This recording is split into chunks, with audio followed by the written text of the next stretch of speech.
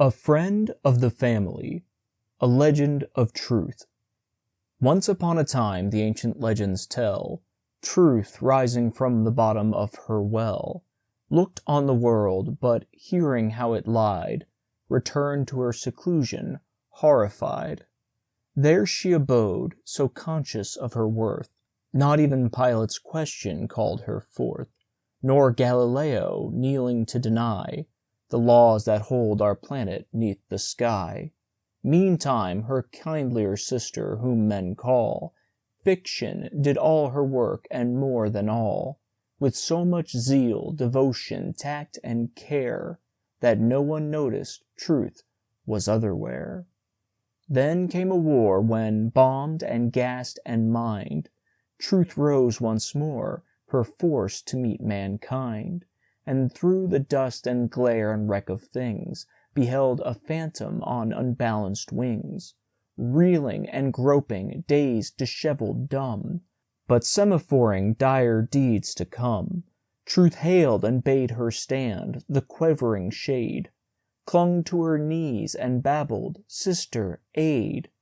I am, I was, thy deputy, and men besought me for my useful tongue or pen to gloss their gentle deeds, and I complied, and they and thy demands were satisfied. But this," she pointed o'er the blistered plain, "where men as gods and devils wrought amain, this is beyond me, take thy work again." Tablets and pen transferred, she fled afar, and Truth assumed the record of the war.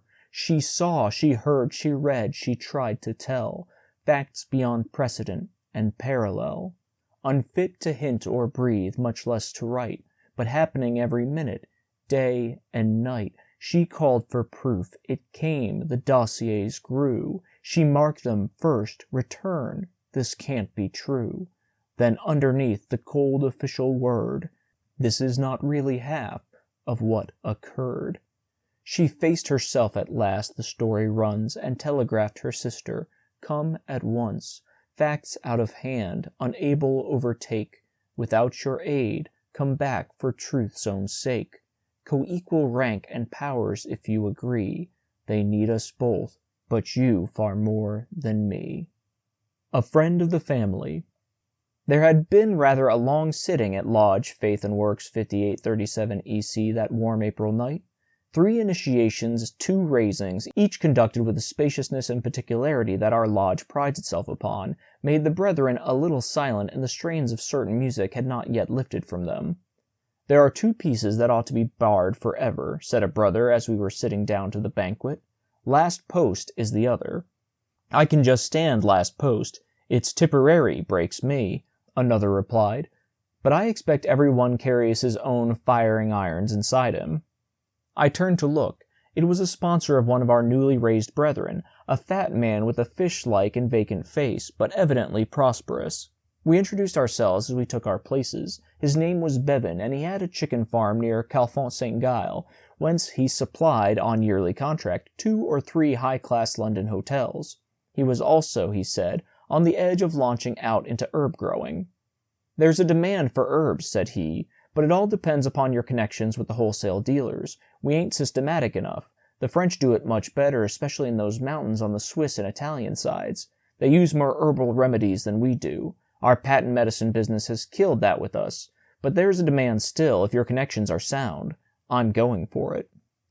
A large, well-groomed brother across the table, his name was Pole, and he seemed some sort of professional man, struck in with a detailed account of a hollow behind a destroyed village near Thiepval, where, for no ascertainable reason, a certain rather scarce herb had sprung up by the acre, he said, out of the overturned earth. "Only you've got to poke among the weeds to find it, and there's any quantity of bombs and stuff knocking about there still. They haven't cleaned it up yet." "Last time I saw the place," said Bevan, "I thought it'd be that way till Judgment Day. You know how it lay in that dip under the beet factory? I saw it bombed up level in 2 days, into brick dust mainly. They were hunting for St. Firmin dump." He took a sandwich and munched slowly, wiping his face, for the night was close. "Yes," said Pole.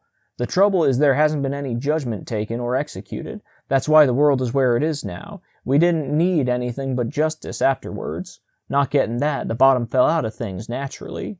That's how I look at it too, Bevan replied. We didn't want all that talk afterwards, we only wanted justice. What I say is, there must be a right and a wrong to things. It can't all be kiss and make friends, no matter what you do.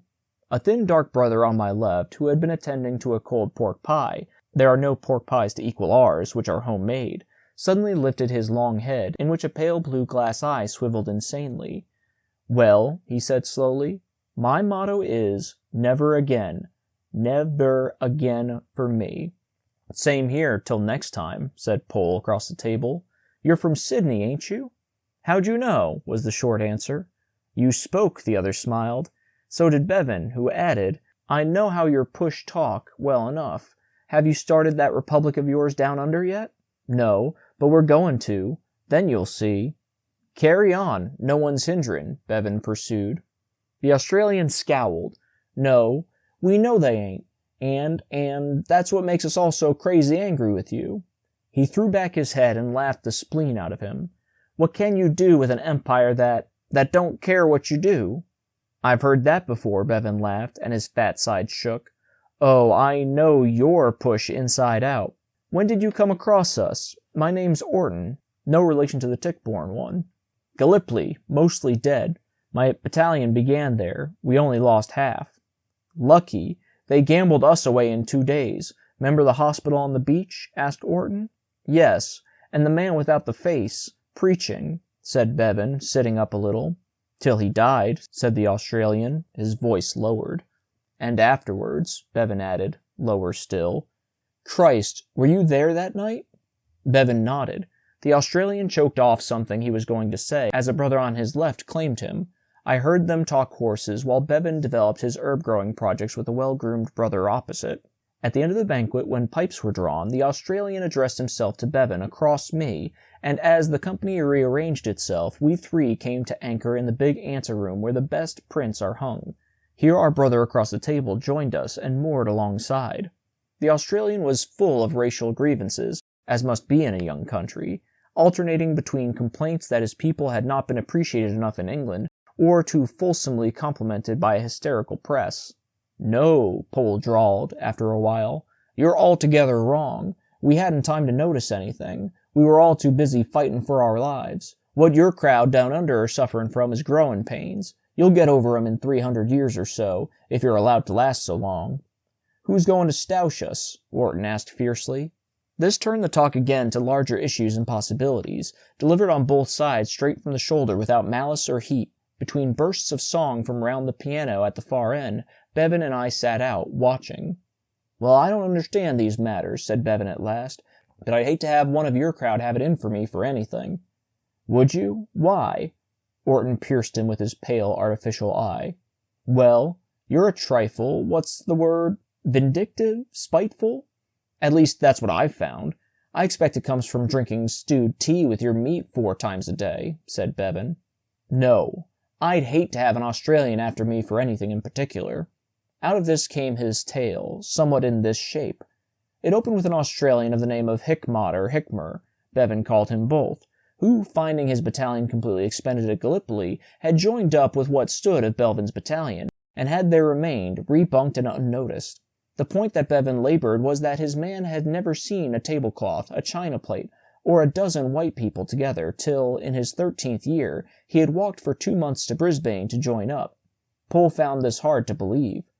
But it's true, Bevan insisted. This chap was born and bred among the blackfellers, as they call 'em, 200 miles from the nearest town, 400 miles from a railway, and 10,000 from the grace of God, out in Queensland near some desert. Why, of course, we come out of everywhere, said Orton. What's wrong with that? Yes, but look here. From the time that this man Hickmott was 12 years old, he'd conducted sheep for his father for thousands of miles on end and months at a time, alone with these blackfellers that you daren't show the back of your neck to, else they would knock your head in. That was all he'd ever done till he joined up. He didn't belong to anything in the world, you understand, and he didn't strike other men as being a human being. Why? He was a Queensland drover. They're all right, Orton explained. I dare say, but, well, a man notices another man, don't he? You'd notice if there was a man standing or sitting or lying near you, wouldn't you? So'd anyone. But you'd never notice Hickmet. His being anywhere about wouldn't stay in your mind. He just didn't draw attention any more than anything else that happened to be about. Have you got it? Wasn't he any use at his job? Pohl inquired. I've nothing against him in that way, and I was his platoon sergeant. He wouldn't volunteer specially for any doings, but he'd slip out with the party and he'd slip back with what was left of him. No one noticed him, and he never opened his mouth about any doings. You'd think a man who had lived the way he'd live among blackfellers and sheep would be noticeable enough in an English battalion, wouldn't you? It teaches him to lie close. But you seem to have noticed him, Orton interposed with a little suspicion. Not at the time, but afterwards. If he was noticeable, it was on account of his unnoticeability, same way you'd notice there not being an extra step at the bottom of the staircase when you thought there was. Yes, Pohl said suddenly, it's the eternal mystery of personality. God before whom ever lie bare. Some people can occlude their personality like turning off a tap. I beg your pardon. Carry on. Granted, said Bevan. I think I catch your drift. I used to think I was a student of human nature before I joined up. What was your job before? Orton asked. Oh, I was the young blood of the village. Goalkeeper in our soccer team, secretary of the local cricket and rifle, lore clubs, and, village theatricals. My father was the chemist in the village. How did I talk? What did I know? He beamed upon us all. I don't mind hearing you talk, said Orton, lying back in his chair. You're a little different from some of them. What happened to this damn drover of yours? He was with our push for the rest of the war, and I don't think he ever sprung a dozen words at one time. With his upbringing, you see, there wasn't any subject that any man knew he could open up on. He kept quiet and mixed with his backgrounds. If there was a lump of dirt, or a hole in the ground, or what was left after anything had happened, it would be Hickmet. That was all he wanted to be. A camouflager, Orton suggested. You have it. He was a complete camouflager all through. That's him to a dot. Look here. He hadn't even a nickname in his platoon, and then a friend of mine from our village, of the name of Viggers, came out with a draft. Bert Viggers, as a matter of fact. I was engaged to his sister, and Bert hadn't been with us a week before they called him the Grief. His father was an oldish man, a market gardener, high-class vegetables, bit of glass, and all the rest of it. Do you know anything about that particular business? Not much, I'm afraid, said Pohl, except that glass is expensive, and one's man always sells the cut flowers. Then you do know something about it. It is. Bert was the old man's only son, and I don't blame him. He'd done his damnedest to get exempted, for the sake of the business, you understand, but he caught it all right. The tribunal wasn't taking any the day he went up. Bert was for it, with a few remarks from the patriotic old wassers on the bench. Our country paper had 'em all. That's the thing that made one really want the Hun in England for a week or two, said Pohl. More O.C. The same tribunal having copped Bert gave unconditional exemption to the opposition shop, a man called Margetts, in the market garden business, which he'd established since the war, with his 2 sons who every one in the village knew had been pushed into the business to save their damned hides. But Margetts had a good lawyer to advise him. The whole case was frank and above board to a degree. Our country paper had it all in, too. Agricultural produce, vital necessity, the plow mightier than the sword, and those ducks on the bench who had turned down Bert, nodding and smiling at Margetts, all full of his cabbage and green peas. What happened? The usual. Viggers' business. He's 68 with asthma, goes smash, and Margetts and Co. doubles theirs. So then, that was Bert's grievance, and he joined us full of it. That's why they called him the Grief. Knowing the facts, I was with him. But being his sergeant, I had to check him, because grievances are catching, and 3 or 4 men with him makes companies, sticky. Luckily, Bert wasn't handy with his pen. He had to cork up his grievance mostly till he came across Hickmet, and God in heaven knows what brought those 2 together. No, as you were, I'm wrong about God, I always am. It was sheep. Bert knew as much about sheep as I do, and that's Canterbury lamb. But he'd let Hickmet talk about him for hours in return for Hickmet listening to his grievance. Hickmet would talk sheep, the one created thing he'd ever open up on, and Bert would talk his grievance while they were walking over to go over the top. I heard him again and again. Of course, I encouraged him. Now look here. Hickmet hadn't seen an English house or a field or a road or anything civilized man is used to in all his life. Sheep and blacks. Market gardens and glass and exemption tribunals, and the men's teeth chattering behind their masks between rum issue and zero. Oh, there was fun in hell those days, wasn't there, boys? "Sure, oh sure," Orton chuckled, and Pohl echoed him. "Look here. When we were lying up somewhere between those forsaken chicken camps back in old Dolan's, I found Hickman making mud pies in a farmyard and Bert looking on. He made a model of our village according to Bert's description of it. He preserved it in his head through all those weeks and weeks of Bert's yap, and he'd coughed it all up. Margaret's house and gardens, old Mr. Vigor's ditto, both pubs, my father's shop, everything that he'd been told by Bert done come out to scale in mud, with bits of brick and stick. Haig ought to have seen it, but as his sergeant I had to check him for misusing his winkle pin on dirt. Come to think of it, a man who runs about uninhabited countries with sheep for a living must have gifts for mapping and scaling things somehow or other, or he'd be dead. I never saw anything like it, all out of what Bert had told him from word of mouth, and the next time we went up the line, Hickman copped it in the leg just in front of me." "Finish?" I asked. "Oh no, only beginning. That was in December something or other in 16. In January, Vigors copped it for keeps. I buried him, snow and blind it was, and before we got him under the whole snow was crumped. I wanted to bury him again just to spite him. I'm a spiteful man by nature. But the party wasn't taking any more, even if they could have found it. But you see, we had buried him all right, which is what they want at home, and I wrote the usual trimmings about the chaplain and the full service, and what this captain had said about Bert being recommended for a pip and the irreparable loss and so on. That was January 17. In February some time or other I got saved. My specialty had come to be bombings and night doings. Very pleasant for a young free man, but there's a limit to what you can stand. It takes all men differently.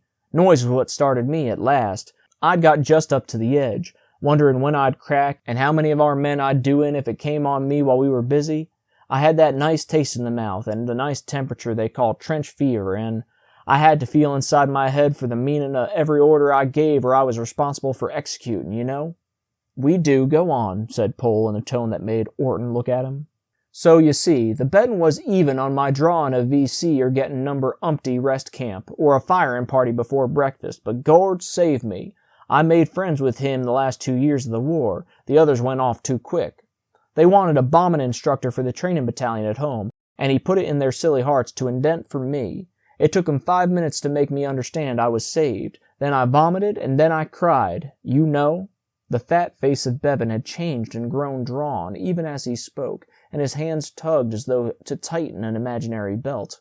"I was never keen on bombing myself," said Pohl, "but bombing instruction's murder. I don't deny it's a shade risky, especially when they take the pin out and start shaking it, same as the Chinks used to do in the woods at Beauty, when they were cutting 'em down. But you like to live a home defense brigadier, besides weekend leaf. As a matter of fact, I married Bert's sister soon's I could after I got the billet, and I used to lie in our bed thinking of the old crowd of the Somme, and feeling what a swine I was. Of course, I earned 2 V.C.s a week behind the Traverse in the exercise of my ordinary duties, but that isn't the same thing, and yet I only joined up because I couldn't damn well help it." "And what about your Queenslander?" the Australian asked. "Tout de suite, pronto. We got a letter in May from a Brighton hospital matron saying that one of the name of Hickmer was anxious for news of me. Previous to proceeding to Roehampton for invitation into his new leg, of course, we applied for him by return. Bert had written about him to his sister, my missus, every time he wrote at all, and any pal of Bert's, well, you know what the ladies are like. I warned her about his peculiarities. She wouldn't believe till she saw him. He was just the same. You'd have thought he'd show up in England like a fresh stiff on snow, but you never noticed him. You never heard him.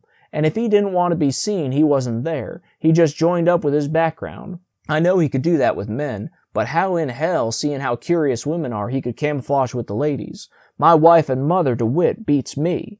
He'd feed the chickens for us, he'd stand on his one leg, it was off above the knee, and saw wood for us. He'd run, he'd hop errands for Mrs. B. or mother. Our dog worshipped him from the start, though I never saw him throw a word to him, and yet he didn't take any place anywhere. You've seen a rabbit, you've seen a pheasant hiding in a ditch. Put your hand on it sometimes before it moved, haven't you? Well, that was Hickmet, with 2 women in the house crazy to find out anything about him that made him human. You know what women are. He stayed with us a fortnight. He left on a Saturday to go to Roehampton to try his leg. On a Friday he came over to the bombing ground, not saying anything as usual, to watch me instruct my suicide club, which was only a half an hour's run by rail from our village. He had his overcoat on, and as soon as he reached the place, it was ma fiche with him, as usual. Rabbit trick again. You never noticed him. He sat in the bomb-proof behind the pit where the duds accumulate till it's time to explode 'em. Naturally, that's strictly forbidden to the public, so he went there and no one noticed him. When he'd had enough of watching, he hopped off home to feed our chickens for the last time. Then how do you know all about it? Orton said. Because I saw him come into the place just as I was going down to the trench. Then he slipped my memory till my train went back. But it would have made no difference what our arrangements were. If Hickmore didn't choose to be noticed, he wasn't noticed. Just for curiosity's sake, I asked some of the staff sergeants whether they'd seen him on the ground. Not one, not single one had or could tell me what he was like. And Saturday noon he went off in Roehampton. We saw him into the train ourselves with the lunch Mrs. B had put up for him. A one-legged man in his crutch, in regulation blue, khaki warm, and kit bag. Taking everything together, perhaps he'd spoken as many as 20 times in the 13 days he'd been with us. I'm giving it to you straight as it happened. And now look here. This is what did happen. Between 2 and 3 that Sunday morning, dark and blowing from the north, I was woke up by an explosion and people shouting, "Raid!" The first bang fetched him out like worms after rain. There was another some minutes afterwards, and me and a sergeant on Shropshires on leave told them all to take over. They did. There was a devil of a long wait, and there was a third pop. Everybody, including me, heard airplanes. I didn't notice till afterwards that... Bevan paused. "What?" said Orton. "Oh, I noticed a heap of things afterwards. What we noticed first, the Shropshire sergeant and me, was a rick well alight back of Margaret's house, and with that north wind blowing straight on to another rick of Margaret's. It went up all of a whoosh. The next thing we saw by the light of it was Margaret's house with a bomb hole in the roof and the rafters leaning sideways like they always lean on such occasions. We ran there, and the first thing we met was Margaret's in his split-tailed nightie calling on his mother and damning his wife. A man always does that when he's cross. Have you noticed? Mrs. Margaret's was in her nightie, too, reminding Margaret's that he hadn't completed his rick insurance.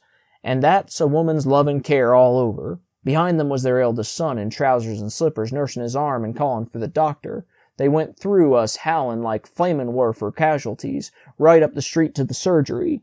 Well, there wasn't anything left to do but let the show burn out. We hadn't any means of extinguishing conflagrations. Some of them fiddled with buckets, and some of them tried to get out old Margaret's sticks, but his younger son kept shouting, don't, it'll be stole, so it burned instead, till the roof came down top of all, a little cheap, dirty villa.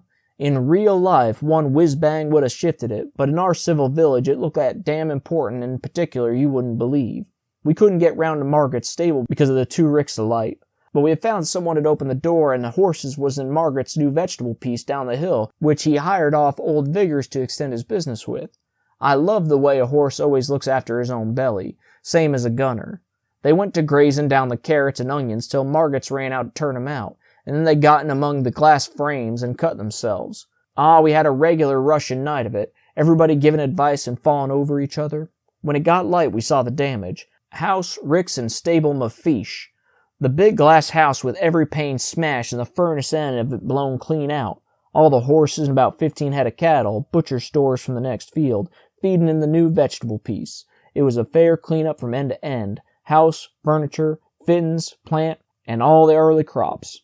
Was there any other damage in the village? I asked. I'm coming to it. The curious part, but I wouldn't call it damage. I was renting a field then for my chickens off the Meercroft estate. It's an accommodation land, and there was a wet ditch at the bottom that I had wanted for ever so long to dam up to make a swim hole for Mrs. Bevan's ducks. Ah, said Orton, half turning in his chair, all in one place. Suppose I was allowed. Not me. Their agent came down on me for tampering with the state's drainage arrangements, and all I wanted was to bring the bank down where the ditch narrows. A couple of cartloads of dirt would have held the water back for half a dozen yards, not more than that, and I could have made a little spillway over the top with 3 boards, same as in trenches. Well, the first bomb, the one that woke me up, had done my work for me better than I could. It had dropped just under the hollow of the bank and brought it all down in a fair landslide. I got my swim hole for Mrs. Bevan's ducks. I don't see how the estate could kick at the act of God, do you? And Hickman? Said Orton, grinning. Hold on. There was a parish council meeting to demand reprisals, of course, and there was the policeman and me poking about among the ruins till the explosives experts came down on his motor car at 3 p.m. Monday, and he meets all the Margets off their rockers, howling in the surgery, and he sees my swimming hole filling up to the brim. What did he say? Pohl inquired. He sized it up at once. He had to get back to dine in town that evening. He said all the evidence proved that it was a lucky shot on the part of one isolated Hun plane going home, and we weren't to take it to heart. I didn't know that anybody but the Margits did. He said they must have used incendiary bombs of a new type, which he'd suspected for a long time. I don't think the man was any worse than God intended him to be. I don't, really. But the Shropshire sergeant said— "And what did you think?" I interrupted. "I didn't think. I knew by then. I'm not a Sherlock Holmes, but having chucked 'em and chucked 'em back, and kicked 'em out of the light, and slept with 'em for 2 years, and making my living out of them at that time, I could recognize the fuse of a Mills bomb when I found it. I found all 3 of 'em. Curious about that second in Margot's glass house. Hickman must have raked the ashes out of the furnace, popped in it, and shut the furnace door. It opened all right. Not one living pane left in the putty, and all the brickwork spread around the yard in streaks, just like that St. Firmin village we were talking about." "But how do you account for young what's-his-name getting his arm broken?" said Pohl. "Crutch," said Bevan. "If you or me had taken on that night's doings with one leg, we'd have hopped and sweated from one flank to another and been caught halfway between. Hickman didn't. I'm as sure as I'm sitting here that he did his doings quiet and comfortable at his full height. He was over 6 feet, but no one noticed him. This is the way I see it. He fixed the swim hole for Mrs. Belvin's ducks first. We used to talk over our own affairs in front of him, of course, and he knew just what she wanted in the way of a pond, so he went and made it at his leisure. Then he probably went over to Margaret's and lit the first rick, knowing that the wind would do the rest. When young Margaret saw the light of it and came out to look, Hickman would have taken the post at the back door and dropped the young swine with his crutch, same as we used to drop Huns coming out of a dugout. You know how they blink at the light? Then he must have walked off and opened Margaret's stable door to save the horses. They'd be more to him than any man's life. Then he probably chucked one bomb atop of Margaret's roof, having seen the first rick had caught the second and that the whole house was bound to go. Do you get me?" "Then why did he waste his bomb on the house?" said Orton. His glass eyes seemed as triumphant as his real one. "For camouflage, of course. He was camouflaging an air raid. When the Margats piled out of their place into the street, he probably attended to the glass house, because that would be Margaret's chief means of business. After that, I think so, because otherwise I don't see where all those extra cattle came from that we found in the vegetable piece. He must have walked off and rounded up all the butcher's beasts in the next meadow, and drive 'em there to help the horses. And when he'd finished everything he'd set out to do, I lay my life and Kit, he curled up like a bloomin' wombat not 50 yards away from the whole flamin' show, and let us run around him. And when he'd had his sleep out, he went up to the Roehampton Monday morning by some train that he decided upon in his own mind weeks and weeks before." "Did he know all the trains then?" said Pohl. "Ask me another. I only know that if he wanted to get from any place to another without being noticed, he did it." "And the bombs? He got 'em from you, of course," Pohl went on. "What do you think? He was an hour in the park watching me instruct, sitting, as I remember, in the bomb-proof by the dud hole in his overcoat. He got 'em all right. He took neither more nor less than he wanted, and I've told you what he did with them. 1, 2, and 3. "Ever see him afterwards?" said Orton. "Yes. Saw him at Brighton when I went down there with the missus, not a month after he'd been broken into his Roehampton leg. You know how the boys used to sit all along Brighton in front of their blues and jump every time the coal was being delivered to the hotels behind them? I barged into him opposite the old ship, and I told him about our air raid. I told him how Margetts had gone off his rocker and walked about staring at the sky and holding reprisal meetings all by himself, and how old Mr. Viggers had bought in what he left, though of course I said what was left of Margaret's business, and how well my swim hole for the ducks was doing. It didn't interest him. He didn't want to come over to stay with us any more either. We were a long, long way back in his past. You could see that. He wanted to get back with his new leg to his own God-forsaken sheep-walking blackfellers in Queensland. I expect he's done it now, and no one has noticed him. But by Gord, he did leak a little at the end. He did that much. When we was waiting for the tram to the station, I said how grateful I was to Fritz for mopping up Margaret's and making our swim hole all in one night. Mrs. B seconded the motion.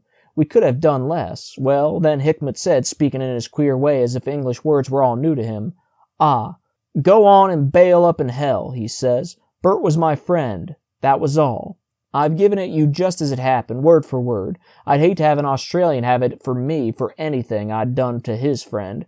Mark you, I don't say there's anything wrong with you Australians, Brother Orton. I only say they ain't like us or anyone else that I know." "Well, what do you want us to be?" said Orton. No. It takes all sorts to make a world, as the saying is. And now," Bevan pulled out his gold watch, "if I don't make a move of it, I'll miss my last train." "Let her go," said Orton serenely. "You've done some lorry hopping in your time, haven't you, Sergeant?" "When I was 2.5 stone lighter, Digger," Bevan smiled in reply. "Well, I'll run you out home before sunup. I'm a haulage contractor now, London and Oxford. There's an empty of mine ordered to Oxford. We can go round by your place as easy as not. She's lying out Bow Hall way.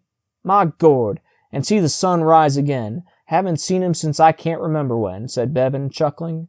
"Oh, there was fun sometimes in hell, wasn't there, Australia?" And again his hands went down to tighten the belt that was missing.